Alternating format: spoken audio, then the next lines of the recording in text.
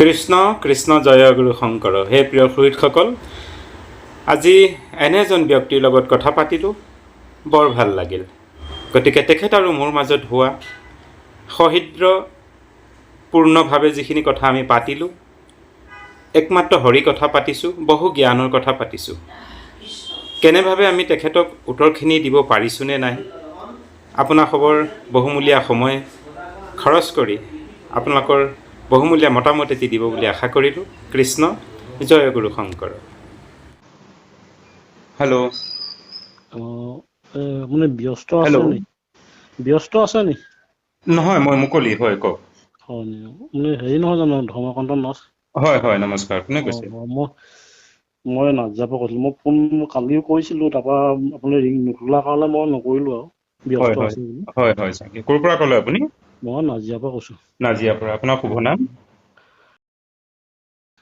ভাল বাৰু। হয়, কওক। এনেই জানিবৰ কাৰণে কিছুমান কথা পাতো বুলি ভাবিছিলোঁ। নিশ্চয় নিশ্চয়, ভাল। কওক।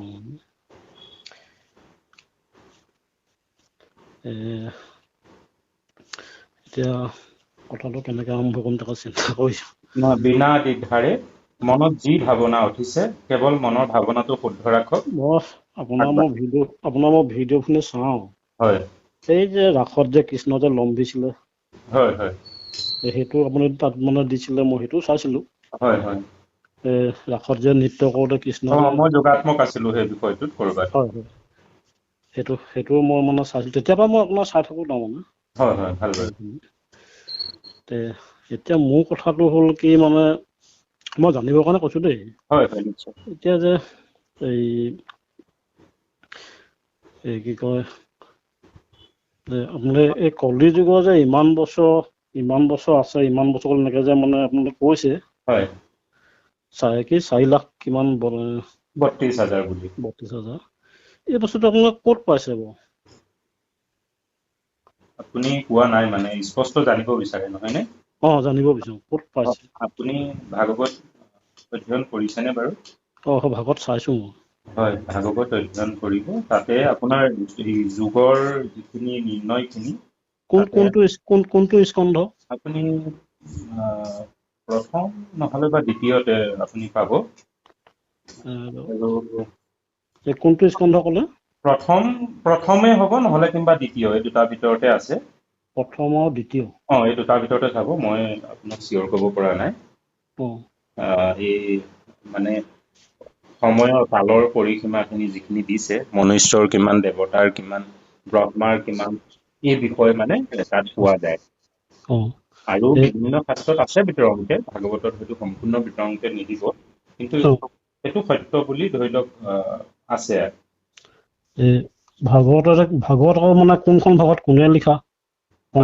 সংস্কৰণটো?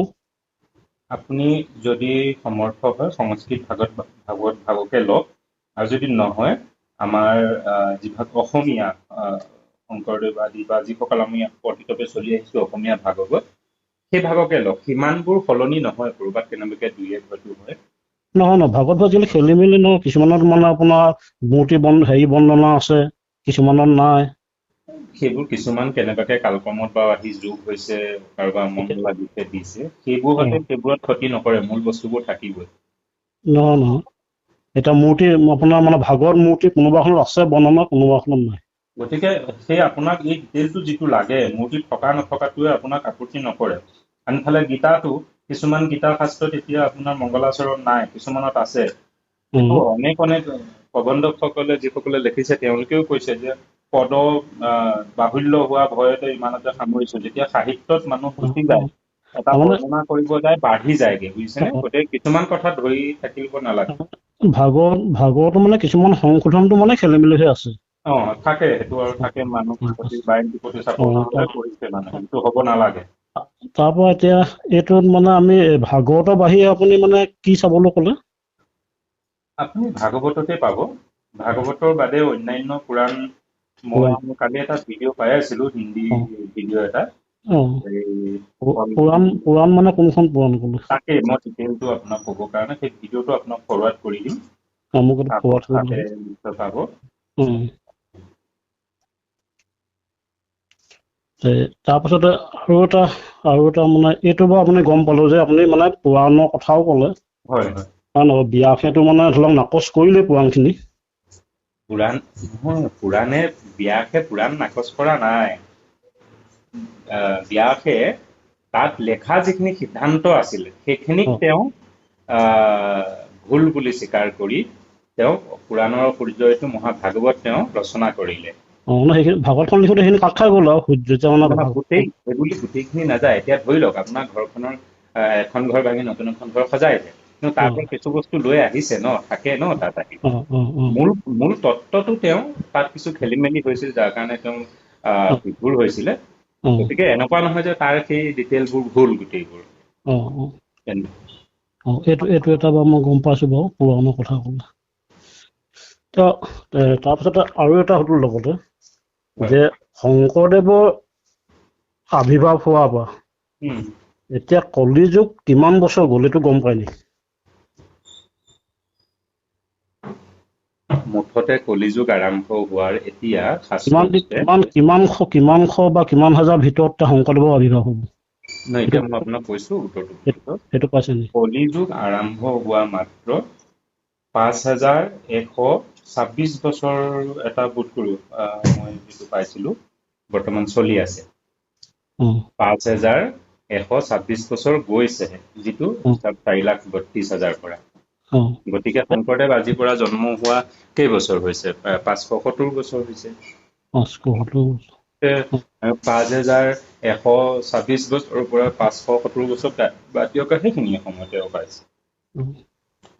তাৰপৰা আৰু এটা সুধো আপোনাক যে হেৰিটো এতিয়া অসমখন যেতিয়া মানে বৰ অসম গঠন হৈছিলে, হয়, বৰ অসম গঠন হওঁতে মানে চুকাফা ১২২৮ চনত হয় নাই বাৰু পাটকা পৰ্বত পাৰ হৈ আহি পিনে অসমত প্ৰৱেশ কৰিলে। হয়, আহি পিনে প্ৰতিষ্ঠা কৰিলে। তাৰপৰা মহাপুৰুষ গুৰুজনাৰ আৱিৰ্ভাৱ হৈছে ১৪৪৯ চনত। আৰু সেই সময়ত মানে আকৌ ১৮২৬ চনত মানে ইয়াণ্ডাবু সন্ধি হৈছে ন, ব্ৰিটিছ প্ৰৱেশ হৈছে। সেই সময়ত যেতিয়া শংকৰদেৱৰ আৱিৰ্ভাৱ হৈছিলে, সেই সময়ত শংকৰদেৱে ধৰি লওক ধুতি চেলেং এইবিলাক আছিলে, হয় নাই বাৰু? তেতিয়া নহয়, তাৰো আগৰ পৰা আছিলে সেইবোৰ। তাৰ আগৰ পৰা আছিলে, কাৰণ চুকাফা অহাৰ পৰা ধৰি লওক ধৰিছো আছে বুলি। কিন্তু ব্ৰিটিছ যেতিয়া মানে প্ৰৱেশ কৰিলে অসমত, তেতিয়াৰ পৰা লং পেণ্ট চাৰ্ট এনেকুৱাবিলাক আহিলে বুলি আমি অনুমান কৰিছো মানে বুৰঞ্জী। গতিকে তেতিয়াৰ পৰা এইটো প্ৰচলন হৈছে। গতিকে ইয়াত এইটো মানে লং পেণ্ট চাৰ্ট মানে ব্যৱহাৰ কৰে, সেইটো প্ৰচলন হ'ল আৰু। গতিকে শংকৰদেৱে এই সময়ত থকা হ'লে শংকৰদেৱেও পিন্ধিলেহেঁতেন চাগে। সেইটো নিপিন্ধিলেহেঁতেনো চাগে। হয়, থকা হ'লে নহয়, এইটো সময়ৰ সাপেক্ষে, যুগৰ সাপেক্ষে। মই আপোনাক কি ক'লো, শংকৰদেৱৰ কথাটো চাবই নালাগে। আজি কোনোবা এজন XYZ বাৰু পিন্ধিছে কৰিছে, কিন্তু ভাৰতবৰ্ষত গুৰু বুলি প্ৰতিষ্ঠিত হোৱা অলেখ ব্যক্তি আছে, তাৰ ভিতৰে কোনোবা দুজন মানেহে কিন্তু লং পেণ্ট পিন্ধিছে। গতিকে সেই কথাটো শংকৰদেৱলৈ যাবই নালাগে। আপুনি উদাহৰণস্বৰূপে শ্ৰী শ্ৰী ৰবি শংকৰ বাংগালোৰত যিগৰাকী আছে পদগুৰু হিচাপে, তেখেতকে চাওক, কিংবা এই যে দাৰিয়ালা প্ৰেমানন্দ, তেখেতকে চাওক, আৰু এটা চাওক, ক'ৰবাত উল্লেখ আছে নি পিন্ধিব নোৱাৰিব বুলি পাছৰ মানে পঢ়াসকলে? সেইটোতো উল্লেখ নাই, ক'তো নাব উল্লেখ নাই, সেইটো পোৱা নাই। এনেকুৱাওতো উল্লেখ নাই যে লং পেণ্ট পিন্ধিব লাগিব। এই বিষয়টো হৈছে আমাৰ জাতীয় সাজপাৰত আহি পৰিছে দেই। সেইখিনি বাৰু ধৰা নাই বাৰু সেইকাৰণে। আৰু এটা আপুনি কওকচোন যে মানে শংকৰদেৱে কৈছে যে ধন্য নৰতনু ভাৰত বহিছে। ধন্য কলিকাল, ধন্য নৰতনু ধন্য ভাৰত বহিছে। এতিয়া সেইটো কওঁতে এতিয়া সেই সময়ত ধৰি লওক, যি সময়ত শংকৰদেৱ আৱিৰ্ভাৱ হৈছিলে, সেই সময়ততো মানে ভাৰতবৰ্ষৰ তলত অসম নাছিলেই, অসমটো স্বাধীন আছিলে। ভাৰতবৰ্ষ মানে কি বুজে আপুনি? এতিয়া সেইটোকে মই বিচাৰিছো, আপুনি এইটোত কি ক'ব এতিয়া? ভাৰতৰ বৰিশে বুলি। আৰু যদি আগলৈ যায়গে, হয় এইবোৰ আমাৰ বাৰু বিবেকত নোসোমায়গে দেই, তথাপিতো হয় সেইবোৰ খুচৰিব নাযাওঁ, পাগল হ'বগৈ লাগিব। হয় হয় হয় নাহি স্থল নাহি জল হয় নাহি ৰবিৰ কিৰণ, একোৱেই নাছিলে, হয় তেতিয়াহ'লে ভগৱান ক'ত আছিল? সেইটো ক'ত একদম থাকি তেওঁ চেষ্টা কৰিছিল? গতিকে ভাব, আৰু সেইখন দেশৰ নাম কি আছিল? হয়, সেইটো সৃষ্টি আগৰ কথা আপুনি ক'লে বাৰু। গতিকে ভাব, পৃথিৱীত আমি যিমানখিনি, আৰু আমাৰ ইমানখিনি বাৰু আপুনি ভবাৰ দৰে নহয়, আমি হয় যিমানখিনি মানুহবিলাকৰ মুখে বা জ্ঞানীসকলৰ মুখে হয় শুনিছো, হয় অন্য জেগাবোৰ আছিল, কিন্তু তেনেধৰণে একো নাছিল। হয় যেনেকৈ আপোনাৰ ঘৰৰ গাঁওখনৰ ভিতৰত আপোনাৰ ঘৰটো ধৰি লওক হয় জিলিকি থকা, উম, ঠিক আছে, কিন্তু হয় বাকীবোৰো জেগা আছে, আপোনাৰ দৰে আৰু বহুজন ব্যক্তি আছে, কিন্তু হয় বহুজন গণ্যমান্য হিচাপে ক'তো চিনাকি নাই। এটা ধৰি লওক, মই উদাহৰণ দিছো দেই, বেয়া নাপাব, হয়তো আলোচনাই কৰিছো। হয়তো ৰিজনিটো নহ'বও পাৰে। হয় মানে তেতিয়া এখনেই আছিলে পৃথিৱীৰ ওপৰত, যিখন ভাৰত ভূমি বুলি কোৱা, এনেকুৱা কোনো ইতিহাসতো পোৱা নাই। হয় ভাৰতৰ যিটো আমাৰ সনাতনৰ ইতিহাস আছে, তাৰ আগত আৰু কিবা ইতিহাস আছিল বুলি পৃথিৱীত আজিলৈকে কোনো ধৰ্ম দৰ্শনে দেখুৱাব পৰা নাই। হয় গতিকে এই পৃথিৱী মণ্ডলত যিমান দেখিছে, গোটেইখনে আচলতে ভাৰত বৰিশ বুলিয়ে কোৱা হৈছে বুলি মই ভাবো। সেইটো আৰু আপুনি দায় নধৰিব দেই। হয় হয় হয়, মই এইটো মানে বুৰঞ্জী কথাৰ কাৰণে মই ক'লো। এতিয়া এনেকুৱা নহয় যে আমাৰ এইখন ভাৰতবৰ্ষ, সৌ সিদিনালৈকে বাংলাদেশ, আফগানিস্তান, পাকিস্তান সেয়াও আমাৰ ভাৰতবৰ্ষই আছিল। কিন্তু হয় তাৰো আগত যদি সোধে, আজি যিখন America, German, Japan, USA, London, এইবিলাক যি কয়, হয় এইবিলাকত কি জেগা আছে? তেতিয়া জেগা হিচাপে আছিল নে নাই? হয় প্ৰতিষ্ঠিত আছিল নে? এতিয়াতো তাত মানুহ আছে, আমাৰ অসমৰ মানুহো গৈ তাত আছেগৈ। হয় তেতিয়া তাত মানুহৰ বসতি আছিল নে নাই? তাৰ সংস্কৃতি আছিল নে নাই? সেইটো হয় মোৰ বোধগম্য নহয়। আপুনি অন্য এজনৰ ওচৰত যাব। হয় হয় বাৰু কওক, হয় পৰৱৰ্তী কওক। পৰৱৰ্তী হৈছে এতিয়া মানে ধৰি লওক আপোনাৰ এনেকুৱা হ'ল, এতিয়া যদি আমি গুৰুজনাৰ নিৰ্দেশ মতে চলিব লাগে, হয়। তেতিয়াহ'লে এতিয়া নাম অপৰাধত আপোনাৰ 10টা পাইছো। উম 10টা নাম অপৰাধত আমি পাইছো যে, গতিকে মানে ধৰি লওক কোনোবাই এতিয়া নুশুনে, তেওঁ শুনোৱাব নালাগে। হয় কথাটো। হয় না বাৰু? সেইটো পাইছো নাম অপৰাধত। প্ৰথম কথা সেইটো। কিন্তু এতিয়া হৈছে কি, আজিকালি সমাজত মানে মাইকৰ ব্যৱস্থা কৰিছে। উম এতিয়া মাইকটো শংকৰদেৱৰ অনুমতি হয় নে নহয় এতিয়া? উম আৰু নুশুনা মানুহকতো মাইক লগাই পিনে শুনোৱাইছে। এতিয়া মোৰ পৰা উত্তৰটো লাগেনে? এইটোত আপুনি কি ক'ব এতিয়া? মই কৈছোঁ। আলোচনা কৰিছো দেই। ভাল ভাল ভাল বাৰু, বেয়া নাপাব। অ অ আৰু মই এইখিনিতে আগতীয়াকে কৈ থওঁ, হয় আপুনি এজন ভাল ব্যক্তি, ভাল মনোভাৱেৰে কথাখিনি পাতিছে। হয় আৰু হয় ময়ো মহাপণ্ডিত নহয়, আপোনালোকতকেও একেবাৰে হীন জাতি আৰু ধৰি লওক দেই, আমি মানে জ্ঞানৰ ক্ষেত্ৰত। নহয় আমি আলোচনা কৰিছো গতিকে সেইখিনি আমি গতিকে ভাগ আপুনিয়ে শুনক মই যিখিনি শুনক কথা পাতিছো, শুনক মই ভাগ এই কথাখিনি ৰেকৰ্ড ৰাখিছো। আপুনি গতিকে ভাবি গুণি প্ৰশ্নবোৰ দিব, ময়ো ভাবি গুণি উত্তৰবোৰ দিম, যাতে আৰু 10জনে শুনে। আপোনাৰ মনত থকা প্ৰশ্নখিনি মই দিয়া উত্তৰখিনি শুদ্ধ হৈছে নে নাই, সমাজখন উদ্ধাৰ হোৱাটো আমাৰ দায়িত্ব হয় দেই।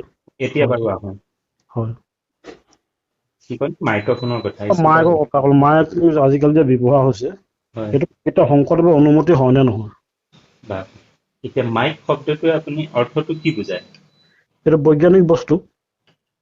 বৈজ্ঞানিক মানে কি, এইবোৰ বেচিলে নাযাওঁ দে, ৰ'ব মই তেনেকে সোধা নাই। অ বৈজ্ঞানিক বস্তু মানে বিজ্ঞান কি, সেইটো হ'বলৈ গ'লে আকৌ ডাঙৰ ডাঙৰ সেইটোলৈ নাযাওঁ মই সুধিছো অ মাইকটো আমি কিয় ব্যৱহাৰ কৰো? হয় আপুনি কওক, আমি কিয় ব্যৱহাৰ কৰো? আমি মানে বস্তু নুশুনা মানুহক শুনোৱাবৰ মানে কাৰণে, সকলো যাতে মানে যায়। মানে যিখিনি আমি কৰিম পঢ়িম, সেই হয় শব্দখিনি যাতে ডাঙৰকে যায়, দূৰৈলৈকে যায়, আনে বা সকলোখিনি মানুহে যাতে শুনিব পাৰে। হয় হয়নে কথাটো? হয় হয় এতিয়া ধৰি লওক মাইক নাই, হয় আমাৰ দেউতাহঁতৰ দিনত, এতিয়াও বাৰু আমাৰ দেউতা আছে, আমাৰ ককাহঁতে হয় যেতিয়া ভাওনা কৰিছিল, আপোনাৰ মনত থাকিব, হয় হয় তেতিয়া কিন্তু এই কৰ্ডলেছ স্পীকাৰ মাইক্ৰফোন নাছিল। হয় হয়নে? গাঁওখনত এটা চঙা মাইক আছিল, সেইয়া ক'ৰবাত চলাই আছিল আৰু। হয় আজিৰ দৰে প্ৰযুক্তিবিদ্যাটো নাছিল। হয় আমাৰ ককাহঁতে যেতিয়া ৰাগ টানিছিলে, হয় বচন মাতিছিলে, হয় ডাঙৰ ডাঙৰ ৰভা সভা জাই পৰি গৈছিলে। হয় আজিৰ দৰে গায়ন বায়নৰ দৰে একে মুখৰ ভিতৰতে স্পীকাৰটো লগাই লোৱা তেতিয়াৰ হয় দিনত নাছিল। তেখেতলোকে এনেধৰণে গাইছিল, হয় গোটেই সভা জয় পৰি গৈছিলে। হয় হয় মানে কথাটো, আমাৰ ওচৰতে মুছলমান গাঁও আছে, আমি সেয়াও দেখিছিলো। মিয়া মানুহে হয় এই অকনমান ওখকে জেগাত উঠি চিঞৰি পেলাই আজান দিয়ে। হয় ইমানকে শব্দটো ওলাই গোটেই অঞ্চল ভেদি যায়, হয় হয়নে? আচ্ছা, হয় এতিয়া কথাটো হ'ল যে যিখিনি ভাল কথা হয় কিংবা এটা ঘোষণা, হয় ধৰি লওক এটা ঘোষণা, ধৰ্মীয় কথাই হওক বা ভাল কথাই হওক বা কিবা এটা সন্মুখত আহি থকা বিপদ এটাৰ বিষয়ে জাননী দিবৰ কাৰণে গাঁওখনত যিটো পৰিৱেশ, এই হয় মাইক্ৰফোন, হয়নে? হয় গতিকে তাক ব্যৱহাৰ কৰি মানুহক কৈছে যে, জোৰকে কৈছে, মানে মাইক্ৰফোন ব্যৱহাৰ কৰিছে মানে জোৰকে কৈছে, বৰকে কৈছে, সকলোৱে শুনক দেই। হয় গতিকে মাইক্ৰফোন ব্যৱহাৰ কৰাত অপৰাধ নাই, এইটো মোৰ ফালৰ পৰা। মাইক্ৰফোন মানে ধৰি লওক শব্দটো ডাঙৰকে কোৱা, তেতিয়াহ'লে আপুনি দেখোন শব্দও বৰকে ক'ব নালাগিব, কোনোবাই শুনিব নেকি, শুনিলে পাপ হ'ব বুলি আপুনি মনে মনে ক'ব লাগিব। সেই কথাটো এটা কথা হয়, মই আপোনাৰ কথা কওঁ, সদা উপদেশ দিবা বৈষ্ণৱ জনত, অহংকাৰী সঠত নকহিবা এইটো তত্ত্ব, সদা উপদেশ দিবা বৈষ্ণৱ জনত। কথাটো বুজিলে? এতিয়া কথা হ'ল, মই একে জেগাতে উত্তৰখিনি আনো। ধৰি লওক আপোনাৰ ঘৰত এটি সন্তান আছে, বেয়া নাপাব উদাহৰণটো মই জেগাতে দিয়াৰ কাৰণে। আপোনাৰ ধৰি লওক 5টি সন্তান, তাৰে এটি সন্তানে, 4টি সন্তান আপোনাৰ প্ৰিয় আৰু একদম তেওঁলোক খুব ভাল আৰু সভ্য ভকত আৰু তেওঁলোক, আৰু এজন ল'ৰা ধৰি লওক তেওঁ অপ্ৰতিষ্ঠিত, তেওঁ আপোনাৰ কথা নুশুনে, বাকী কেইটাৰ দৰে নহয়।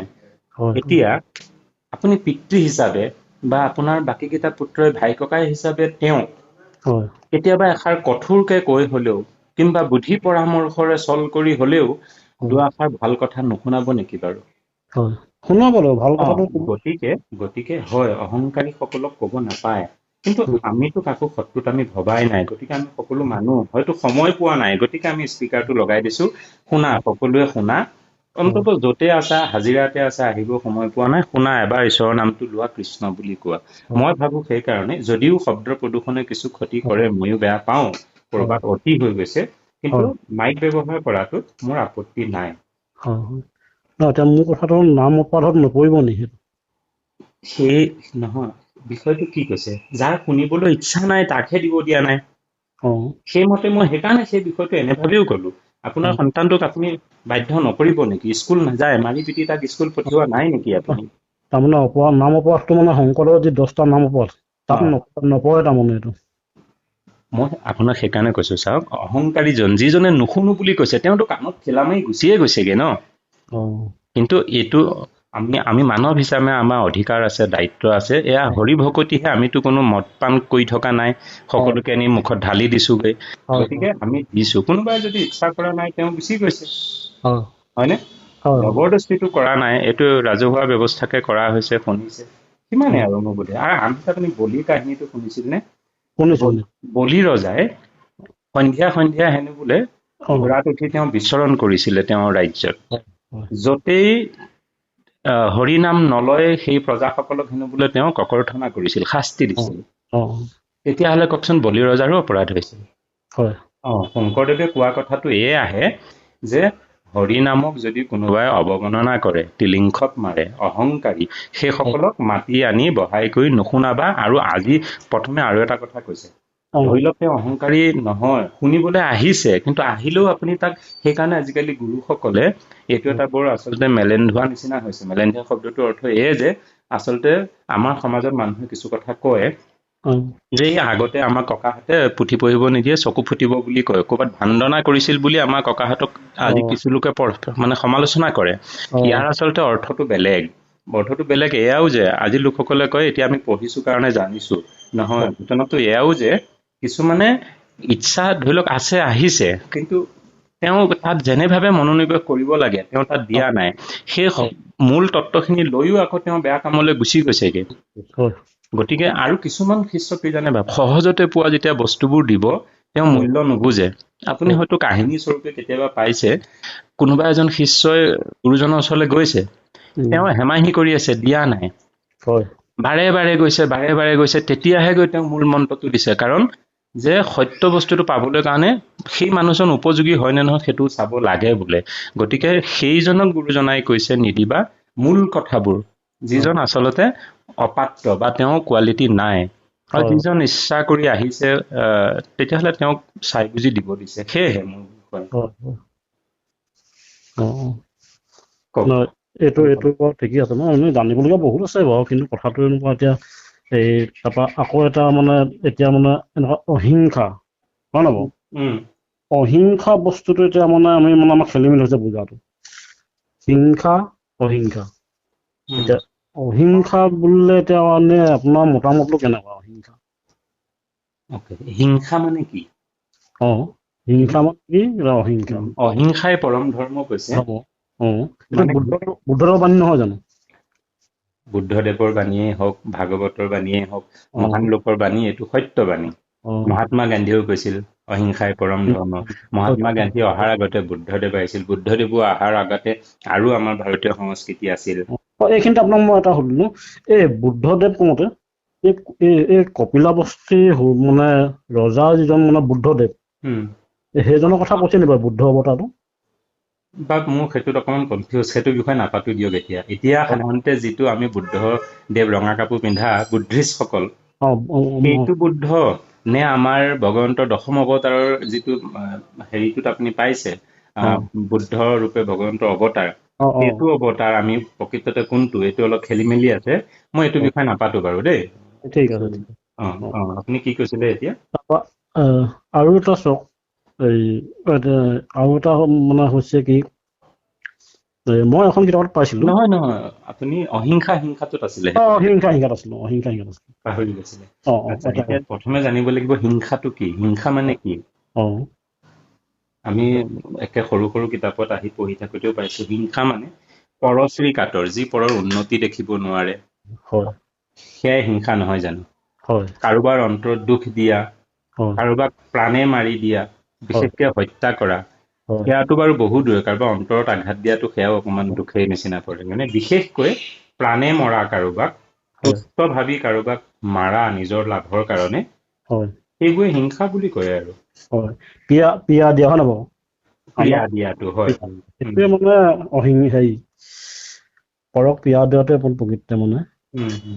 এতিয়া সেইমতে ধৰি লওক, আপুনি অকাৰণত কিছুমান কথাই মোক বা মই আপোনাক যদি গালি শপনি পাৰো, সেয়াও মই আপোনাৰ ওচৰত দ্ৰোহ কৰাই হ'ল, মানে দুখ দিয়া হ'ল, নহয় জানো? গতিকে আনফালে ধৰি লওক, কিবা কাৰণত মোৰ লাভালাভৰ কাৰণে যদি গৈ মই আপোনাক মাৰিয়ে পেলাওঁগে, হয়নে? এতিয়া প্ৰকৃততে সত্যত যদি আপুনি যদি ধৰি লওক এজন অপৰাধী বা প্ৰকৃততে দেশৰ কাৰণে আপুনি ধৰি লওক এটা বিষাক্ত, ধৰি লওক, তেতিয়াহ'লে সেই বস্তুটোক মাৰিব লাগিব বুলি ভগৱন্তেও কৈছে, কাৰণ সত্য স্থাপনাটো ৰাখিব লাগিব নহয়, অসুৰক কৰিব লাগিব, হয়। কিন্তু নিৰ্দোষী কিছুমান, এতিয়া আমাৰ বিশেষকে মই পোনপটীয়াকে কৈছো আপোনাৰ ভাৱনাটো, এই যে আমি সাধাৰণতে খোৱা বোৱাৰ ক্ষেত্ৰতে লোভৰ লালসাত পৰি জীৱবোৰ মাৰি কাটি খাওঁ, সেইটোকেহে আচলতে ইণ্ডিকেট কৰা হয়। এই বিষয়বোৰ কৰিব নালাগে, কাৰণ সকলোতে জীৱ আছে। এতিয়া ক'ব যে জীৱটো তিয়ৰো তিনৰটো আছে, হয়, সকলোতেই জীৱ আছে। আমি যাক জড় দেখিছো শিলটো, তাতো এটি জীৱই আছে। কিছুমানে জীয়া শিলো কয় ন, বাঢ়ি গৈ থাকে। গতিকে এনে কিছুমান বস্তু যিবোৰ নেকি লৰচৰ কৰিছে, প্ৰাণ আছে, আপোনাৰ মোৰ দৰে সিহঁতৰ চকু আছে, দৃষ্টি আছে, দুখ কষ্ট অনুভৱ কৰিব পাৰে, হয়নে? সেইবোৰক আমি মাৰি কাটি খাব কষ্ট দিব নালাগে। সেইটোৱে মই ভাবো আচলতে কি বুলি কথাটো আছিলে, হিংসা অহিংসা। হিংসা হিংসা। গতিকে সেইবোৰ আমি কৰিব নালাগে, সিমান খিনিকে সামৰি থওঁ আৰু। পৰৱৰ্তী মানে পাতিবলগীয়া বহুত আছে, বহুত বুজিও পাইছো মানে। আৰু এতিয়া এই গীতা, আমি এতিয়া একশৰণটো মানে গীতাত পাইছো, গীতাত পাইছো মানে একশৰণ পাইছো, তাতে গীতাত পাইছো মানে মই 101ত পালো যে সুৰা গো মাংস যদি খায়, গুৰু মানে যদি মানে মোৰ নামটো লয়, নহৰিব যমৰ অধীন বোলে মূৰৰ ভক্ত হয়, এনেকে বুলি গীতাত আছে। সেই কথাষাৰৰ অৰ্থ তাৰমানে এতিয়া কি বুজাইছে, খোৱা বোৱাটো মানে আপুনি কব খুজিছে, সুৰা গোমাংস আদি ভক্ষণ কৰা ব্যক্তিও যদি মোৰ নাম লয়, তেওঁ যমৰ অধিকাৰ নাই, হয় বুলি কৈছে। এতিয়া কথাটো হ'ল, ইয়াৰ অৰ্থ এইটো নহয় যে আপুনি মই মদ্য আদি সুৰা বেয়া কামবোৰ কৰি থাকিম আৰু ঈশ্বৰৰ নামটো লৈ থাকিম। ইয়াত এটা কথা প্ৰথম স্পষ্ট হৈছে যে পৃথিৱীত এনে কোনো পাপ নাই মানে ভগৱন্তই তাক সমাস কৰিব নোৱাৰে, ঠিক আছে, সকলো মায়াৰে। এতিয়া কথা আহিল, ভগৱন্তৰ নামৰ মহিমা তাত প্ৰকাশ পাইছে যে নামৰ মহিমা এনেকুৱা ভগৱন্তক যেতিয়া আপুনি প্ৰেমেৰে বা ক্ৰোধেৰে তেওঁৰ নামটো যেতিয়া আপুনি প্ৰকৃততে অন্তৰেৰে ল'ব, শুনিছেনে? আপুনি ক্ৰোধেই লওক বা প্ৰেমেই লওক, অন্তৰেৰে যেতিয়া ল'ব, যেনেকে ধৰি লওক কংসই লৈছিল অন্তৰেৰে লৈছিল, ক্ৰোধেৰে লৈছিল, প্ৰেমেৰে লৈছিল প্ৰহ্লাদে। গতিকে আপুনি ক্ৰোধেৰেই লওক কিংবা প্ৰেমেৰেই লওক, যেতিয়া অন্তঃকৰণেৰে আপুনি ঈশ্বৰক ল'ব, আৰু সেয়া বাৰু অন্তঃকৰণেৰে, আপুনি যদি আলাহতেও মানে এলাহতেও যদি আপুনি ঈশ্বৰৰ নামষাৰ লয়, ঈশ্বৰৰ নামৰ এনে মহিমা, মৃত্যুৰ সময়ে যাহাৰ সংগে ঈশ্বৰৰ নামটো মানে মুখত থাকে, সেইটো আপুনি জৰ ভৰত নে জৰ জগন্নাথৰ কাহিনীটো চাগে পাইছে, মই পাহৰি গৈছো। তেখেতে মৃত্যুৰ সময়ত নাৰায়ণ বুলি যে মাতষা দিছিল, আইষ পুত্ৰ নাৰায়ণ বুলি, অজামিল উপাখ্যান, কৃষ্ণ অজামিল উপাখ্যানত তেওঁ মৃত্যুৰ সময়ত তেওঁ ত্ৰাসতে ভয়তে সৰু পুতেকক মৰমতে কিবা তেওঁ মাতিলে আইষ নাৰায়ণ বুলি। এই যে নাৰায়ণ বুলি মাতিলে তে সকলোবোৰ উভতি গুচি গলগৈ। অৰ্থটো এয়ে যে আপুনি শ্ৰদ্ধায়ে বা হেলায়ে প্ৰেমে ক্ৰোধে যেনেকেই নহওক ঈশ্বৰৰ নামটো যদি মুখত আহে মৃত্যুৰ সময়ত, আপুনি নিশ্চিন্ত থাকক যে আপুনি যমলোকলৈ নাযায়, আপুনি প্ৰভু লোকলৈ যাব। এতিয়া কথা হ'ল, তেতিয়াহ'লে আপুনি আকৌ ভাবিব, শাস্ত্ৰত কৈছে যে নাম ললেই যদি এইবিলাককে তাৰণ পায়, আৰু এই কাহিনীটোতো এনেকেই পালো, তেতিয়াহ'লে মই এইবিলাক কিয় ধৰিব, মানুহকে চৰকাৰকে বাচি থাকিম, পাপ চব লুকাই চুকৰি কৰি থাকিম, আৰু মই ঈশ্বৰৰ নামটো ল'ম আৰু মৃত্যুৰ সময়ত বৈকুণ্ঠই পাম দেখোন। তাৰ কাৰণে সমস্যাটো হ'ল, এইটো একেবাৰে ডাঙৰ সমস্যা। কোনটো জানে? এই যে ঈশ্বৰৰ নামটো আপোনাৰ মৃত্যুৰ সময়ত আহিব, প্ৰথম কথা তাৰ কাৰণে আমি জানিব লাগিব আমাৰ মৃত্যু কেতিয়া আহিব। আমি জানো নেকি আমাৰ মৃত্যু কেতিয়া আহিব? হয়নে? এই যে কথা পাতি আছো, এই থাকোতেই যদি এই মোবাইলটো কাণতেই যদি ৰৈ যায়, আপুনি হয়তো সিপানৰ পৰা হেল্ল' হেল্ল' কৰি থাকিব, হয়নে? গতিকে আমি নাজানো আমাৰ মৃত্যু কেতিয়া আহে। গতিকে সেইকাৰণে আমি প্ৰতিক্ষণে ঈশ্বৰৰ নাম ল'ব লাগে বুলি কৈছে। এতিয়া প্ৰতিক্ষণে ল'বলৈ যাওঁতে আমি সাধাৰণতে আমাক দেখুওৱা হৈছে নামঘৰলৈ মন্দিৰলৈ আজি গৈ ল'ব লাগে। নহয়, সেইটো এটা আমাৰ সামাজিক মাধ্যমহে। নাম ল'বলৈ আমি য'তে আছো যেনেকে আছো আমাৰ অন্তৰতে হৃদয়তে, মই আপোনাৰ সৈতে কথা পাতি থাকোঁতে মোৰ জিভাখনে মোৰ অন্তৰাত্মাই ৰাম ৰাম কৃষ্ণ কৃষ্ণ কৰি আছে। এই ধৰ্মটো যিয়ে গ্ৰহণ কৰিব পাৰিছে, তেওঁ য'তেই নাথাকক তাতেই তেওঁৰ নাম ৰস সিজি আছে, আৰু তেনে কৰি থাকোঁতেই যদি আপোনাৰ মৃত্যু হৈছে, আপুনি বৈকুণ্ঠ পাব, আৰু আপোনাৰ পাপ পুণ্য সেয়া বিচাৰ কৰিবলৈ যমৰজা নাহে। এতিয়া কথা হ'ল, সেই গুণটো মই কৰিব পাৰিছো নে নাই। এতিয়া ধৰি লওক, এতিয়া আপুনি ৰামকৃষ্ণ নামো লৈ আছে, পাপো কৰি আছে। হয়, কোনো সকলো ব্যক্তিয়ে ধৰি লওক দেখো বৃত্তিগতভাৱে আজিকালি এতিয়া এই ব্ৰইলাৰ কাটা দোকান, ছাগলী কাটা দোকান কৰি আছে, হয়তো তেওঁৰো অন্তৰত সেই অনৰ্গল ৰামমালা তেওঁ নাম জপি আছে, তেওঁ নাপাব নেকি? তেওঁ পাপ হোৱা নাই নেকি? প্ৰশ্ন এটা তাতো আহে, হয়নে? এতিয়া কথা হ'ল, যেতিয়া মানুহ ঈশ্বৰৰ সন্মুখলৈ যাব, মানে ঈশ্বৰ বস্তুটো বিশ্বাস কৰিব, তেতিয়া আপোনাক কিছু ৰাস্তা দেখুৱাই দিয়া হয়, ভাল বেয়া আন্ধাৰ পোহৰ।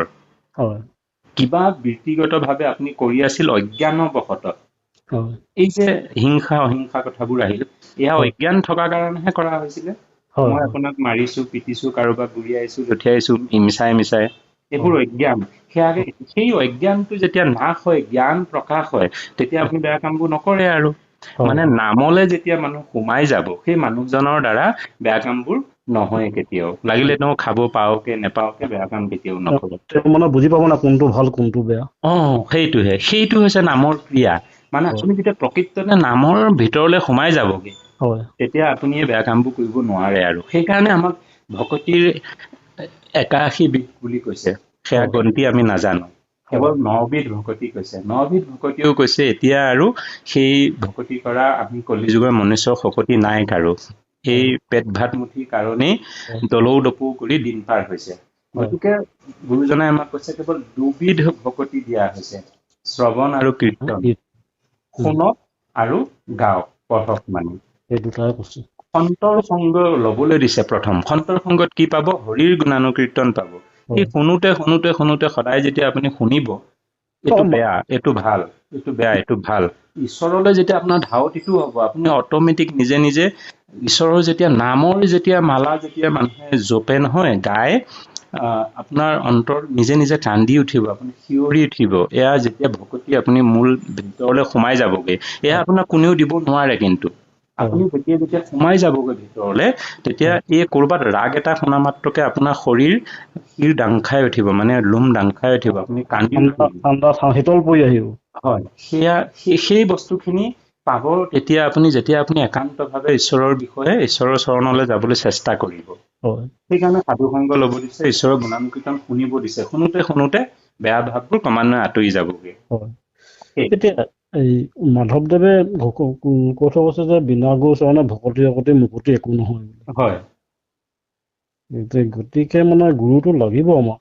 বাপ, সেইটো একেবাৰে শুদ্ধ কথা। এতিয়া গুৰু বুলি কওঁতে গুৰু অৰ্থটো কি? মানে যিয়ে জ্ঞান দিয়ে, হয়নে? প্ৰথম কথা, আমাক জ্ঞান আমি সকলোৱে জানো, আদিগুৰু পিতা মাতা। অকল পিতা মাতাই হ'লনে? পিতা মাতাৰ লগতে পিতা মাতাকো আপুনি এটা কওকচোন, গুৰু আৰু মানে সৎগুৰু এই বস্তুটোৰ কিবা পাৰ্থক্য আছে? বাৰু সেইভাগ কম, এইভাগ কৈ লওঁ। এতিয়া মাতা পিতা আদি গুৰু, হয়নে?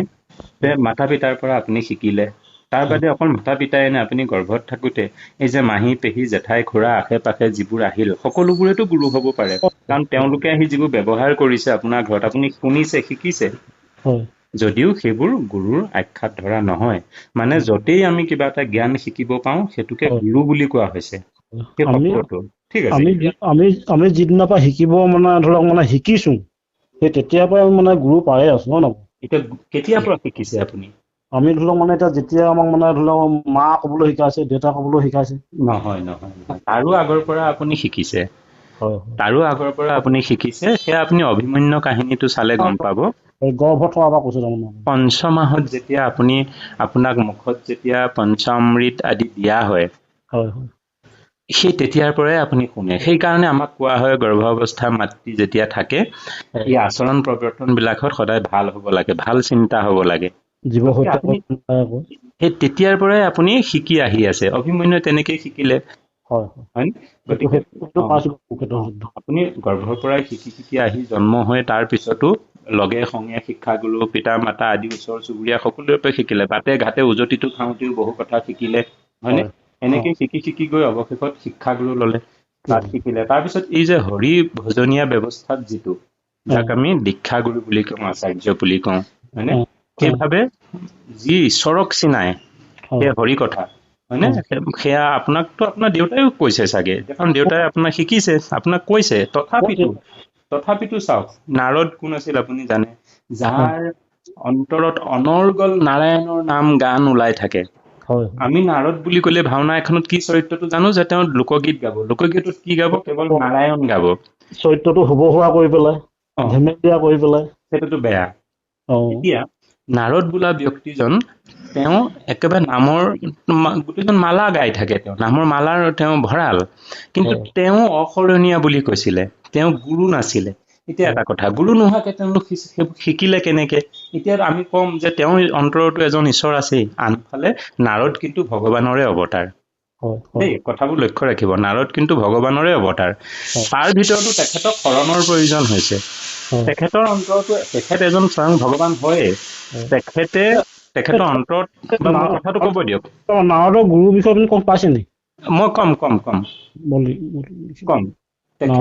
তেখেত নিজে ভগৱান অৱতাৰ। আনফালে তেখেতৰ হৃদয়তো এজন ঈশ্বৰ আছেই, আৰু তেওঁ কাৰোবাৰ পৰা শুনিছে, শিকিছে, তেনেকেইতো সেইখিনি শিকিলেই তেওঁ, গতিকে গাইছে। কিন্তু তাত আকৌ শৰণৰ গুৰু এভাগৰ প্ৰয়োজন আহিলে। এতিয়া যিটো আমাৰ শৰণ ব্যৱস্থা গুৰু, এই যে কৈছে বিনা গুৰু চৰণে ভকতি মুকতি একো নহয় বুলি কৈছে, মানে আপুনি বহুত জানিব পাৰে, অধ্যয়ন কৰি আপুনি পণ্ডিত হ'ব পাৰে, কিন্তু ভগৱন্তক পাব কাৰণে আপুনি সেই শৰণ নামৰ যিটো গুৰু ভজা, এই ৰীতিটো লাগে। সেইটোৱে নাৰদক যেতিয়া শৰণ নাছিলে, সেই বাক্যশাৰী আপুনি চাগে পাইছে, এগৰাকী চাণ্ডালনী কাক কোৱা হয়? চাণ্ডাল, যি ধৰি লওক অসংস্কাৰ আহাৰ কিংবা তেওঁ অন্যান্য কৰ্ম আদি, মদ আদি খায়, হয়নে?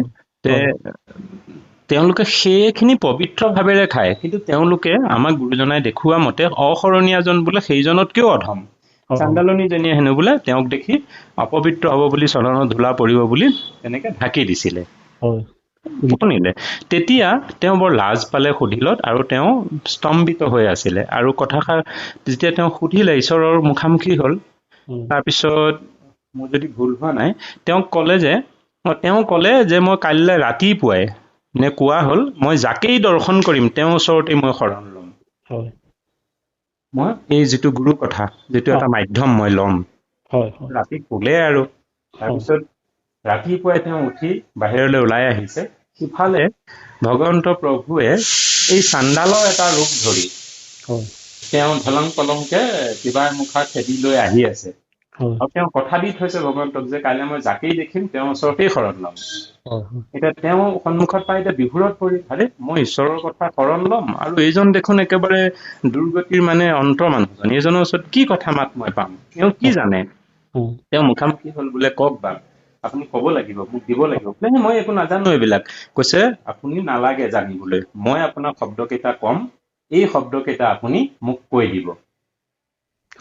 যিকেইটা নাৰদে জানে সেই কথাকেইটাকে তেখেতক ক'লে যে এই শব্দকেইটা আপুনি মোক কৈ দিয়ক, মই আপোনাক গুৰু মানি শব্দকেইটা শুনো। এইটো এটা মাধ্যম, লিংক। এই যে এজনক মান্যতা দিব লাগে, এৱাৰ হাতৰ জল বুলি কৈছে। গতিকে এই ব্যৱস্থাটো এটা মাধ্যম, আমাৰ গুৰু আমাক লাগিবই, সৎগুৰু এজন লাগে, তেওঁ গুৰুহে হ'ব লাগে। গতিকে কথাটো তেনেকুৱা। হয়, আৰু কিবা কৈছিলে? মোৰ আছে কি, এতিয়া গুৰু ক'লো, সৎগুৰু। গুৰু আপোনাৰ মই হেৰিত পাইছিলো, ভাগৱত তাপজত পাইছিলো গুৰুৰ বিষয়ে। তাৰপৰা সৎগুৰু এতিয়া আকৌ পাইছো কি, গুৰু সেৱা বিনে আন যতেক উপায়, দুজনৰ মনকো আৰু দিনৰ নাযায়। গতিকে গুৰু আপুনি সেৱা নকৰালৈকে আপোনাৰ মনটো আপুনি বান্ধি ৰাখিব নোৱাৰে। এইটোৱে বস্তু, হয় নাব? এতিয়া মোৰ কথাটো হ'ল এতিয়া হেন জানি গুৰু পদ সেৱা কৰি যাৰ, হৰি ভকতি কৰি তয়ো সংসাৰ। গুৰু তুষ্ট ভৰিলে তুষ্ট হয় চৰাচৰ, গুৰু সেৱা সমধৰ্ম নাহি শ্ৰেষ্ঠটো। এতিয়া গুৰু আমাক হাকাৰ লাগিবনে, নে ধৰক নিয়াকাৰ হলেও হ'ব? এই বস্তুটো মই বিচাৰি ফুৰিছো। প্ৰথম কথা, গুৰু কোন, কাক কোৱা হয় গুৰু? গুৰু কেনেভাৱে আহে? এতিয়া আপুনি মই প্ৰথম কিবা কথা পাতি আছো, কিবা এটা কথা পাতি মই আপোনাৰ পৰা শুনিলো, শিকিলো, এইটো এটা মই জ্ঞান পালোৱে। মই আপোনাৰ ওচৰত গৈ দীঘলতি পৰাগৈ নাই, আপুনি আন এজনৰ ওচৰলৈ যোৱা নাই। কিন্তু আপুনি ভাবি ল'ব পাৰে যে মই এই ব্যক্তিজনৰ পৰা শিকিছিলো, সেই হিচাপত সেই মাৰ্কটো আপোনাৰ গুৰু তেখেতে। কথাটো বুজিলেনে? তথাপিতো আপুনি বাটে ঘাটে বহু শিকিব পাৰে, কিন্তু কেতিয়াবা আপুনি এখন চাৰ্টিফিকেট কিংবা এটা চিষ্টেমত যাব হলে কোনোবা এটা সংস্থা বা তেনে এটা মাধ্যমত গৈ গুৰু ভজি লৈছে। হয়, কিন্তু প্ৰকৃততে ভগৱানক পাবলৈ এই যে সত্ৰ সংঘ আশ্ৰম কোনোবা ওচৰলৈ যাব লাগিব তেনেকুৱাই নহয়। কথাটো বুজিছেনে? আপুনি জ্ঞানখিনি পাইছে, শাস্ত্ৰসমূহত আছে, সন্তসকলৰ লগত ঘূৰিছে, আপুনি একেবাৰে কোনোবা এজন নাম জ্বলা ব্যক্তিৰ ওচৰলৈ যাব লাগিব কি কথা? আজি মাধৱ পুৰুষ ইয়াত নাই, মাধৱ পুৰুষে ঘোষাৰ মাধ্যমত যিখিনি দি থৈ গৈছে, বিশ্বাসক গুৰু মানি ঈশ্বৰৰ সেইটো গীতাৰ আছিল নে ভাগৱতৰ আছিল? বিশ্বাসক গুৰু মানি ভাগৱতৰ শাস্ত্ৰ কথাখিনি আপুনি যদি পালন কৰি যায়, হয়নে, তেতিয়াহ'লে আপোনাক বেলেগ আৰু প্ৰয়োজন নাই। সামাজিক এটা মাধ্যম মাত্ৰ। গতিকে আপুনি কোনোবা আজি চাওক, আজি মই ধৰি লওক, আপুনি ক'ব খুজিছে এনেকে সাকাৰ গুৰু, এতিয়া নাথাকা গুৰু। গীতাত যে দিয়া আছে আপোনাৰ যুগে যুগে অৱতাৰ কি জদা জদাই ধৰ্মস্য কয় নহয়, যুগে যুগে অৱতাৰ। সমাজক যদি আপুনি হেৰি হয়, তেতিয়া সাধুসকলক ৰক্ষা কৰিবৰ কাৰণে মই অৱতাৰ লওঁ বুলি গীতাত কৃষ্ণই অৰ্জুনত কৈছে। এতিয়া হ'ল কি, সত্য কৰি কহো তোমাৰ আগত, গুৰু মানি লোৱাৰ নাম দুঘোৰ কলিত। অহংকাৰী হৈ পিনে যদি গুৰু নামানীয়া লোভে নাম, নতৰে কলিত সিটো সিদ্ধি নোহোৱা কাম বুলি গীতাত আছে। মই আগতে সেইখিনি কথা কৈয়ে গলো, গুৰু মানি ল'ব দিছে। আনফালে গুৰু শব্দটোৰ অৰ্থটো আপোনাক বুজাই বিশ্বাস, দৃঢ়তাৰে। এতিয়া মোৰ কথাটো হ'ল, ভগৱানে অৱতাৰ ললেহে গুৰু সৎগুৰু হয় নি, মই এই কথাটো জানিব বিচাৰিছো। প্ৰথম কথা, ভগৱান এতিয়া গুৰু ৰূপে কোনো নাহো বুলি তেওঁ কৈছে, যুগে যুগে অৱতাৰ হয়, কিন্তু আগত 10টা, তেওঁ 9টা হৈ গ'ল, 10 নম্বৰ এইবাৰ আহিব তেওঁ। এতিয়া ভগৱান ৰূপে কোনো নাহে, কিন্তু জৈতে তৈতে যিসকল সৎ পুৰুষ হিচাপে আমি তেওঁক সেই মান্যতাটো দিওঁ। কথাটো বুজিছেনে? আজি মই আপোনাৰ কথা ভাল লাগিছে, মই আপোনাক মান্যতাটো দিব পাৰোঁ, আপোনাৰ ওচৰলৈ যাব পাৰোঁ, আপুনি কৈছে, মই শুনিছোঁ, মই আপোনাক এটা মাধ্যম কৰি লৈছোঁ। কিন্তু আপুনি ক'ত পালে? আপুনি কোন হয়? প্ৰশ্নটো আপুনি সেইপিনে চাওক। মোক আপোনাৰ কথা মোৰ খুব ভাল লাগিছে, আপুনি কৈছে, মই পঢ়িব নাজানো, বুজিব নাজানো, আপুনি মোক বুজাই দিছে। এতিয়া কথা হ'ল আপুনি কোন? আপুনি জানো ভগৱান? নহয় নহয়, আপুনি এজন মনুষ্যই। আপোনাৰ ওচৰত সেই বিবেক বুদ্ধিটো আপুনি পাইছে বা ভগৱন্তই দিছে, হয়নে? সেই আপোনাৰ কোৱালিটিটো আছে। আপুনি যিখিনি অধ্যয়ন কৰি পাইছে, আপোনাৰ কথাত মোৰ ভাল লাগিছে, মই আপোনাৰ ওচৰলৈ গৈছো আৰু আপুনি মোক কথাখিনি দিছে। সেই কথাখিনি ক'ত পাইছে? আপুনি এখন অসমৰ হিচাপে, বাহিৰৰ দেশত পাঞ্জাৱত, বিহাৰত, ইউ পি, মহাৰাষ্ট্ৰত বেলেগ বেলেগ আছে, সেইটো বেলেগ কথা। কিন্তু অসমত হিচাপে আপুনি অসমত সেই জ্ঞানখিনি ক'ৰ পৰা পাইছে? আমি যদি চাব যাওঁ, শংকৰ মাধৱৰ আগৰ পৰাই সেইবোৰ আহি আছে, কিন্তু সনাতন দৰ্শনটো, কিন্তু শংকৰ মাধৱেহে গোটেই মুডটো ভাগি আমালে সুলভকে দিলে নে নাই? আজি আপুনি মই যিখিনি কথা পাতি আছো, শংকৰ মাধৱৰ যি ৰচনাৱলী তাৰ পৰাইতো পাইছো। গতিকে আপুনি এজন বিদগ্ধ পণ্ডিত হিচাপে যিখিনি কথা প্ৰকাশ কৰিছে, মই শুনি য'ত ভাল পাওঁ, মই আপোনাৰ ওচৰত গৈ শিকিছোগে, মানে বুজিছো, আপোনাক ধৰি লওক গুৰু মান্যতা দিছো। এতিয়া কথা হ'ল আপুনি সেই কথাখিনি ক'ত পালে? শংকৰ মাধৱৰ ব্যতিৰেকে আপুনি পালে জানো? নাই পোৱা নহয়। গতিকে সেইকাৰণে কৈছো, আমাৰ অসমৰ সাংস্কৃতিক এই যি গুৰু ব্যৱস্থাটো অধিকাৰী একমাত্ৰ শংকৰ মাধৱ, য'ত শংকৰদেৱৰ শিক্ষকগৰাকী মহেন্দ্ৰ কন্দলীয়ে ঊৰ্ধবাহু কৰি কৈছিল, শংকৰত বিনে মূৰ নাহি আৰু গুৰু বুলি কৈছিলে। কাৰণ তেওঁ পৰম পুৰুষ বুলি আপুনি কেইবাখন শাস্ত্ৰতো আছে, সেইটো চাব। সেইটোতো আপুনি অবিশ্বাস নকৰে যে শংকৰদেৱ ভগৱানৰ অংশৰূপে অহা নাই। আমি গুৰুজনাকতো সৰুৰ পৰাই মানে গুৰুজনাৰ বিষয় জানো। হয় হয় বাপ, না মোৰ কথা ফালে আহোঁ, মই লিংকটো নহলে গুচি যাবগে। গতিকে আজি অসমত আপুনি যিমানখিনি জ্ঞান পাইছে, আমি অধমে যি অকণমান জ্ঞান পাইছো, আৰু যিমানসকল এই মই ইউটিউব চেনেলত প্ৰায় 15জনমান ব্যক্তিৰ মই ইউটিউব চেনেলৰ শ্ৰোতা তেওঁলোকৰ, সেইকেইজন ব্যক্তিয়ে যিবোৰ ব্যাখ্যা কৰে, তেখেতলোকে ক'ত পাইছে? তেখেতলোকে শংকৰ মাধৱ ব্যতিৰেকে এটা কলমো পোৱা নাই। তেখেতলোকে সংস্কৃতো পঢ়িছে, কিন্তু তাতোতকে তেখেতলোকে গোটেই আচল অৰ্থখিনি শংকৰ মাধৱৰ যি এটা নব্য সৃষ্টি অসমীয়া ভাষা, য'ত 4টা ভাষাৰ সংমিশ্ৰণেৰে এটা অসমীয়া ভাষাটোক তেওঁ শাস্ত্ৰ ভাষা হিচাপে স্বীকৃতি কৰি গ'ল, সেই ভাষাৰ শাস্ত্ৰসমূহ পঢ়িয়ে আজি আমি, আপুনি বা সেই প্ৰত্যেকসকল অসমৰ গুণী জ্ঞানী ব্যক্তিয়ে তেখেতলোকে সমাজত জিলিকি উঠিছে। মই আপোনাৰ ওচৰত গৈ সেই কথাকেইটা শিকিব পাৰো, মানে আপুনি মোৰ কাৰণে এজন উপদেশী গুৰু বা শৰণা আচাৰ্য হ'ব পাৰে, শুনিছেনে? কিন্তু প্ৰশ্নটো এয়ে যে আপোনাৰ গুৰু কোন? শংকৰ মাধৱ হবই লাগিব নিশ্চিত। যদি শংকৰ মাধৱ নহয়ও, তেতিয়াহ'লে আপোনাৰ গুৰু কমচে কম ইউ পি বিহাৰৰ কোনোবা এজন XYZ হ'ব লাগিব, হয়নে? প্ৰশ্নটো হ'ল সেইটোৱে যে আপোনাৰ গুৰু কোন? আপোনাক মই একেবাৰে ধৰি লওক ভগৱন্ত কৃষ্ণ বুলি মান্যতা কৰিছো, কিন্তু সত্য এয়ে যে আপুনি ভগৱান কৃষ্ণ হ'ব নোৱাৰে। বৰ্তমান কলি যুগত ভগৱন্ত ক'ত নাই? সমস্ত ভূততে আছো বুলি কৈছে। প্ৰহ্লাদেতো কৈছে যে সেই খোটাটোতো আছে, দেউতা মোৰ ভগৱান স্তম্ভটোতো আছে। আচলতে স্তম্ভটোত ভগৱান নাই, কিন্তু ভক্তৰ কথাষাৰ ৰাখিবৰ কাৰণে ভগৱন্তই গৈ খোটাটোতো ওলাই দিছেগে। মানে ভগৱন্তক আপুনি বিশ্বাস কৰিলে সকলোতে পাব। যদি সকলোতে পায়, তেতিয়াহ'লে কেৱল আপোনাৰ অন্তৰ্গতে ভগৱান আছে, আপোনাৰ ল'ৰাজনৰ বা ওচৰ চুবুৰীয়া দুখীয়া সেই ধৰি লওক কিবা অক্ষম ব্যক্তিগৰাকীৰ অন্তৰত ভগৱান নাই বুলি কেনেকে ক'ব? তেওঁতো ভগৱান হ'ব পাৰে। গতিকে এই ভগৱানৰ যিটো আমি হেৰিটো কৈছো, আচলতে ডেফিনেশ্যনটো, ভগৱান আহিছে, আহিব, শেষবাৰৰ কাৰণে ভগৱান আহিব, সেয়া কল্কি ৰূপে আহিব। বাকী যি আহিব, আজি আৰু ভগৱান নাহে, শাস্ত্ৰত ক'তো নাই। তেওঁ আহিব এনেধৰণে মনুষ্য ৰূপে, গুৰু ৰূপে তেওঁ সৎ কথাবিলাকত দিবহি, মানুহে শুনিব, এখন সমাজ যাতে সুস্থভাৱে চলি যায়।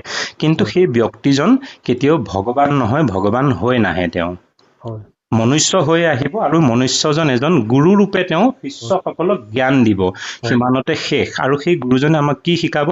ভগৱন্ত কৃষ্ণ পৰমাত্মা অনন্ত ঈশ্বৰ, তাৰো আগলে গলে সেয়া বিচাৰি পোৱা মুস্কিল কলি যুগত। ঠিক আছে, গতিকে এই নামমালা লৈ আমি আনন্দ মনেৰে গতি সাধি যাব লাগে, সিমানতে শেষ। কিন্তু এই দিওঁতা ব্যক্তিজনকে যদি আমি কওঁ যে সেই পৰম ঈশ্বৰজনেই আপুনি এতিয়া মোক আজি যিখিনি জ্ঞান বিলাক দিলে, এই জ্ঞানখিনিতে মই যদি ভাবি পেলাওঁ আপুনি কৃষ্ণ, আৰু আপোনাক গৈ মই বজাৰত এই যি আমি ভাওনাত মুকুট আদি ড্ৰেছ পাতি আনো, সেয়া আপোনাক পিন্ধাই এদিন আপোনাক আনন্দ কৰি সেৱা কৰো, বা আপুনিও পিন্ধিবলৈ ইচ্ছা কৰে, আৰু আপুনি যদি মনতে ভাবি পেলাই মই ভগৱান কৃষ্ণ, এয়া অপৰাধ নহব জানো?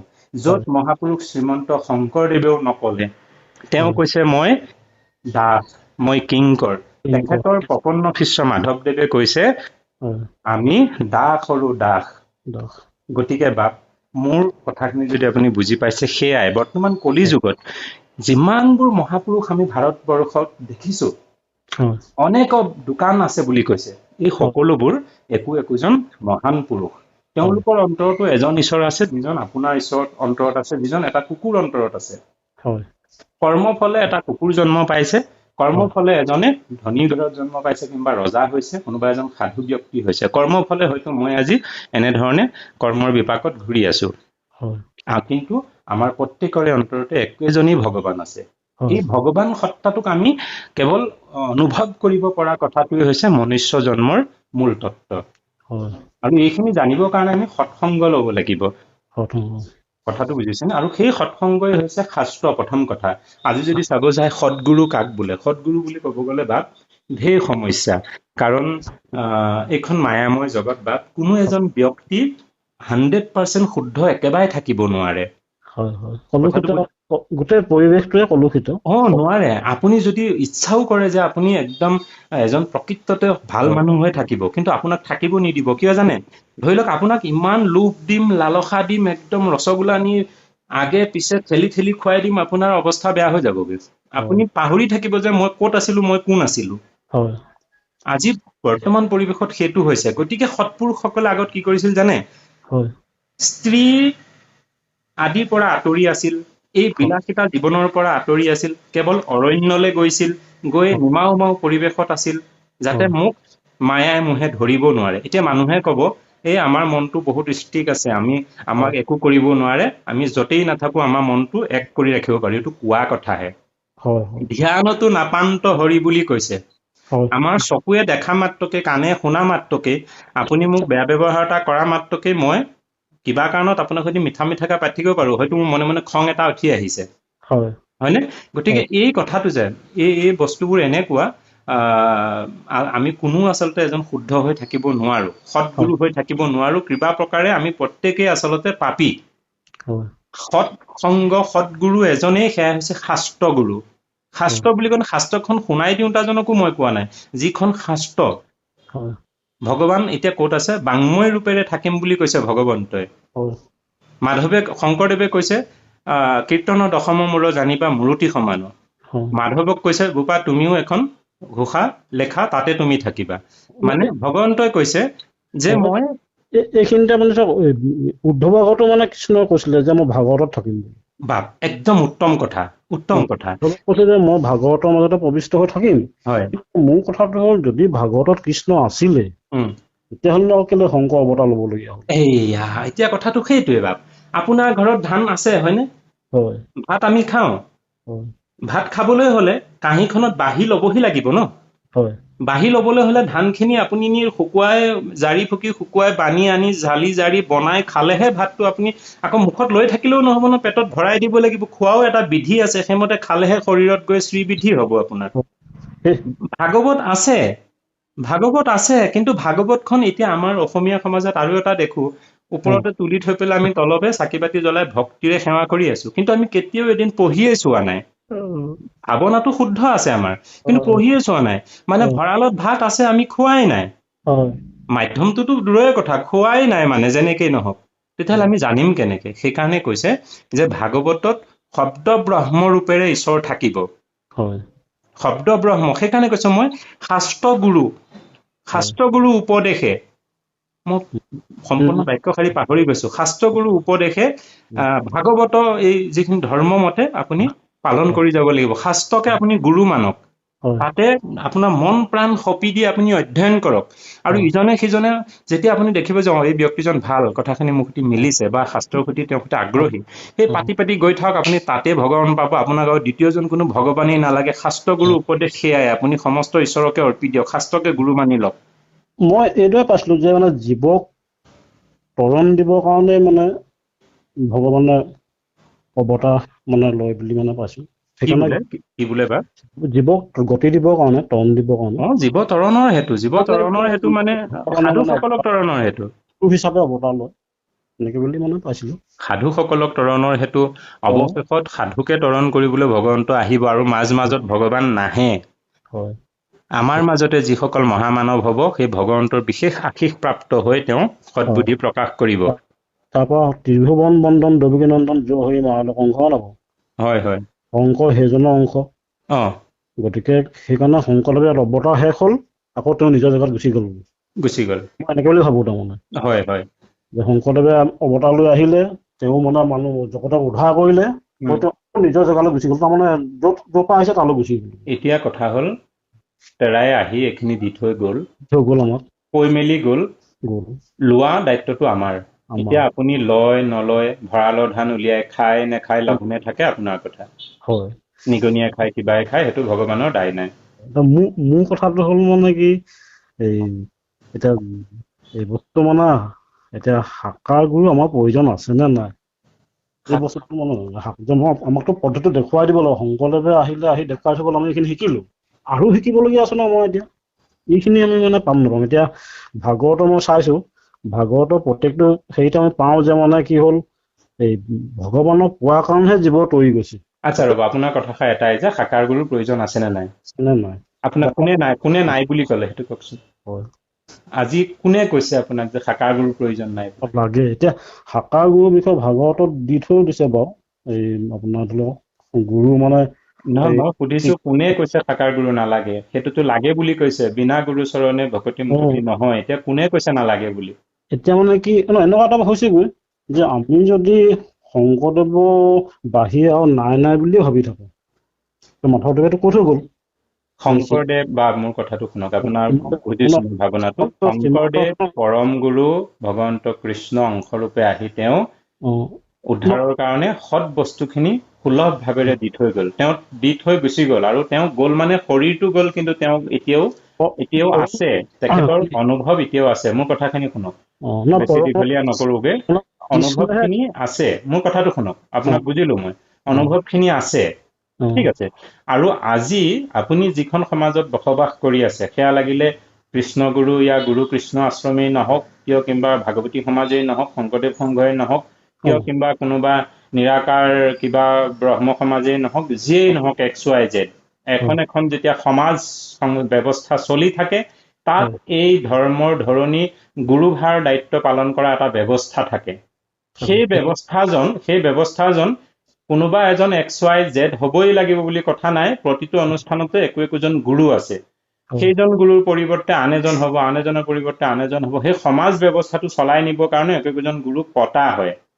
এতিয়া কিছুমান ক্ষেত্ৰত দেখা যায় যে গুৰুসকল বংশানুক্ৰমে হৈ আহে, কিন্তু গুৰু বংশানুক্ৰমে নহয়। গুৰু হয় জ্ঞানৰ অধিকাৰী, যুক্তিযুক্ত যোগ্যতাৰ ওপৰত প্ৰতিষ্ঠিত হয়। যেনেকৈ শংকৰদেৱৰ পুত্ৰ থকা স্বত্বেও তেখেতে গুৰু দায়িত্ব পুতেকক নিদি মাধৱদেৱক দিলে, কাৰণ এইখন গুৰু দায়িত্বভাৰ, যি জগত উদ্ধাৰ কৰিব লাগিব। কথাটো বুজিলেনে? গতিকে মাধৱদেৱক দায়িত্বভাৰ দি থৈ গ'ল। তেনেধৰণে মই সেইকাৰণে কৈছো, মই যিখন সমাজত চলি আছো, সেইখন সমাজতো আমাৰ গুৰু পৰম্পৰা আছে, যাক আমি দীক্ষা গুৰু, ইয়াৰ নামাজ শৰণাচাৰ্য বুলি কওঁ। প্ৰত্যেকখনতে আছে। সত্ৰসমূহত সত্ৰাধিকাৰ আছে, তাতো তেওঁলোকে আচাৰ্য আদি পাতি ৰাখিছে। এই ব্যৱস্থাটো সকলোতে আছে, নাই ক'তো নাই, সকলোতেই আছে। আৰু এই ব্যৱস্থাটোৰ দ্বাৰাইহে, যেনেকৈ এজন হালোৱা কিংবা এজন স্বামী এটা লিডাৰশ্বিপ লৈ চলি গৈ আছে, তেনেধৰণে তেওঁ সেই গুৰু দায়িত্বটো পালন কৰি পৰিয়ালটোক কিংবা সমাজখনক, গাঁওখনক চলাই লৈ গৈ আছে। সেইটো সকলোতে আছে, তাৰ প্ৰয়োজনীয়তা আছে, কোনেও নাই বুলি কোৱা নাই। কিন্তু সেইজন গুৰু হয়। সেই গুৰুজনক আমি ভগৱানৰ ৰূপে, যেনেকৈ মই আপোনাকোতো ভগৱান বুলি, কৃষ্ণ বুলি কওঁ, গতিকে মই আপোনাকো কৃষ্ণ বুলি কৈছো। আৰু সেই ব্যক্তিজন, যিজনে মোক ধন টকা পইচা দিয়াই নহয়, মোক পৰম গতিৰ সুখৰ পথটো দেখুৱাই দিছে, যাৰ উপদেশে হয় জ্ঞানক প্ৰকাশ। গতিকে সেইজন ব্যক্তিক মই বিশেষ শ্ৰদ্ধা কৰাটো, আস্থা কৰাটো, সেৱা কৰাটো মোৰ দায়িত্ব, কৰ্তব্য, ধৰ্ম। কথাটো বুজিছেনে? কিন্তু সেই ব্যক্তিজনে ভগৱান বুলি মই নিজকে কেতিয়াও ভাবিব নালাগে, কাৰণ ভগৱান সত্তাটো, অৰ্থটো বহুত দূৰৈত, ইয়াক বিচাৰি পোৱাটো আমি মহাপাপী, কোনেও নোৱাৰে। একমাত্ৰ এজনেই ভগৱান আহিব শেষত কল্কি ৰূপে। এতিয়া বহু বাকী আছে, সেয়াত আমি কেইবছৰ থাকিম জীয়াই, কেতিয়া মোৰ ঠিক নাই, কিমানটা জন্ম আহিব যাব, সেই ভগৱানৰ সময়লৈ হয়তো আমি নাথাকিম। কেতিয়া কি হয় কোনো ক'ব নোৱাৰে। হয় হয় বাপ। আপুনি কি পালে আজিলৈ ৰাখো আৰু নেকি? মই লগতে আৰু এটা আপোনাক কওঁ যে মই সন্তাৱলী পুথিখন চাইছিলো। কি পুথি বা? সন্তাৱলী। মই নাই পোৱা, কওক।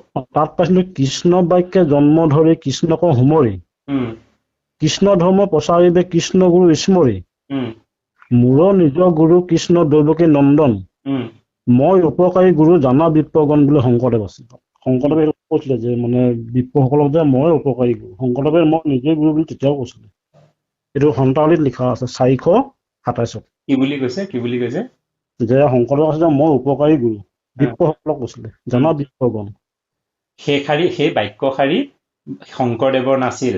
এতিয়া এষাৰ কথা মই উদাহৰণটো দিওঁ, চাওক।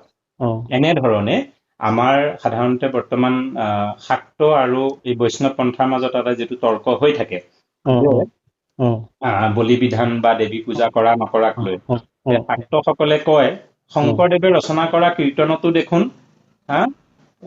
সেইসকলে পুজিলা বলি বিধান আদি কৰি কৃষ্ণক পাইবাক লাগি বুলি এনেধৰণে আছে ন।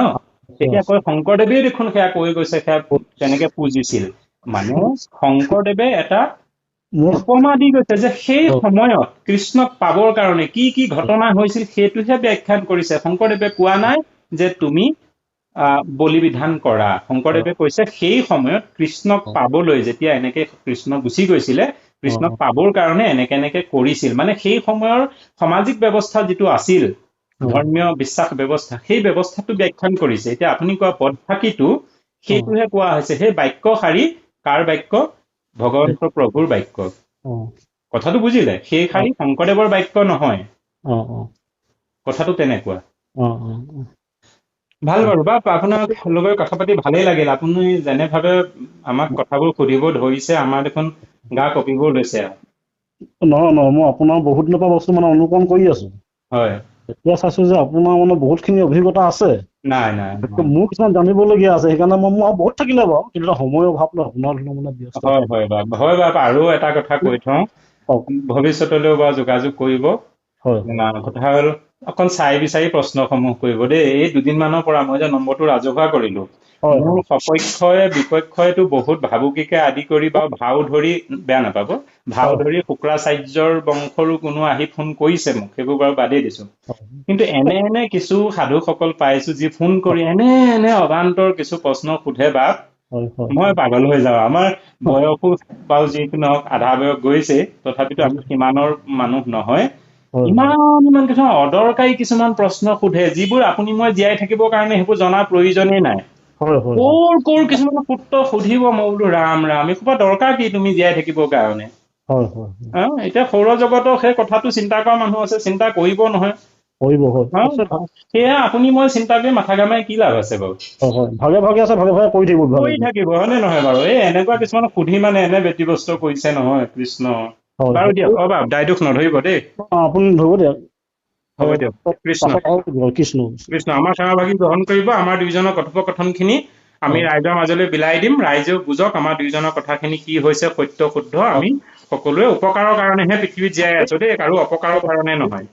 শুনক এইটো প্ৰচাৰ কৰিব নালাগে, আমি আপুনি মইহে আমি নহয় এইটো কথা আপুনি কোনো বেয়া কথা কোৱা নাই, ময়ো বেয়া কথা কোৱা নাই। আমি দুজন হৰি ভকত বুলি কৈছো, আমি দুইজন বান্ধৱে আলোচনা কৰিছো। আলোচনা কৰা কথাখিনি আজি এইটো ছেটেলাইটত হৈ আছে, ৰাইজে শুনক, ৰাইজেও বুজক। মোৰ যদি ভুল হৈছে ৰাইজে কব। এইটো হয় নহয়, মানে কি হয়, এতিয়া কৈছে বোলে হাতীয়ে নচা দেখিলো আপোনাক নকবলৈ কৈছে। নাই এইটো বেয়া নাপাব। এয়া বদনাম নহয়। মই আপোনাৰ নামখিনি লাগিলে কাটি দিম, পৰিচয়খিনি দেই। এতিয়া বান্দৰে গান গোৱা দেখিলে অকণ নকবলৈ আমাৰ ঢেৰ সুধিব ক'ত দেখিলি কেনেকে এই নাই নাই, বেয়া নাপাব, মোকো কিমানে গালি পাৰিছে। আমাৰ লক্ষ্য আৰু উদ্দেশ্য সৎ হোৱাৰ প্ৰয়োজন। ভুল হলে ৰাইজে শুধৰাই দিব, আমি গ্ৰহণ কৰিম। হয় হয়, কৃষ্ণ কৃষ্ণ। ভাল বাৰু।